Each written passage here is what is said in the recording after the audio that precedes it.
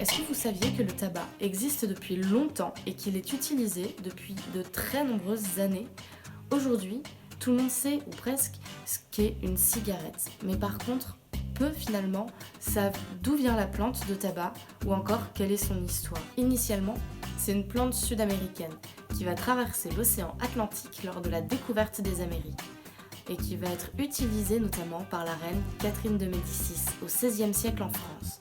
C'est elle qui va contribuer à largement populariser la plante de tabac. Bonjour à toutes et à tous. Aujourd'hui, je vais revenir sur l'histoire du tabac et on va essayer de comprendre pourquoi est-ce que cette plante a gagné tant d'importance aujourd'hui. Pour ça, il faut remonter aux Mayas et aux Aztèques. Il faut savoir qu'ils utilisaient la plante de tabac pour communiquer avec les esprits ou encore pour calmer leurs douleurs. C'est en 1492, lors de la découverte des Amériques par Christophe Colomb, que le tabac va traverser pour la première fois les océans. En 1520, Jean Nicot est ambassadeur de France au Portugal et il va découvrir lui aussi les feuilles de tabac. Il va décider d'en envoyer à la reine régente de France, Catherine de Médicis, pour pouvoir soigner ses douloureuses migraines. Catherine de Médicis va alors ordonner la culture du tabac en France, dans diverses régions comme en Alsace, en Bretagne ou encore en Gascogne. Elle va largement contribuer à populariser cette plante qui va largement être utilisée dans la noblesse française. Ils vont donc la renommer l'herbe à la reine ou encore la catrinaire. La rareté et l'exotisme de cette plante vont donc lui attribuer son statut privilégié et dès la fin du XVIe siècle sera largement diffusée dans le monde entier. Au XVIIe siècle, l'utilisation du tabac va devenir récréative et va largement se diffuser. La monarchie va alors vouloir en tirer profit. En 1629, Richelieu, qui est alors ministre de Louis XIII, va instaurer le premier impôt sur le tabac en France.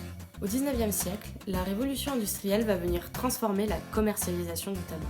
En 1842, la première machine à fabriquer des cigarettes va apparaître à Paris. Au XXe siècle, la cigarette va devenir un produit de référence dans la consommation courante. Et ça, notamment grâce aux guerres mondiales, à l'essor du cinéma hollywoodien ou encore à l'apparition de la publicité qui vont faire apparaître une nouvelle clientèle.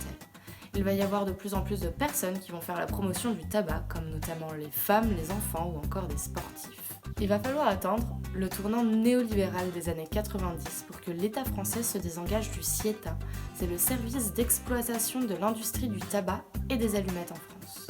Malgré une diminution de la population de fumeurs en France, il y a quand même une forte partie de la population mondiale qui continue de fumer aujourd'hui.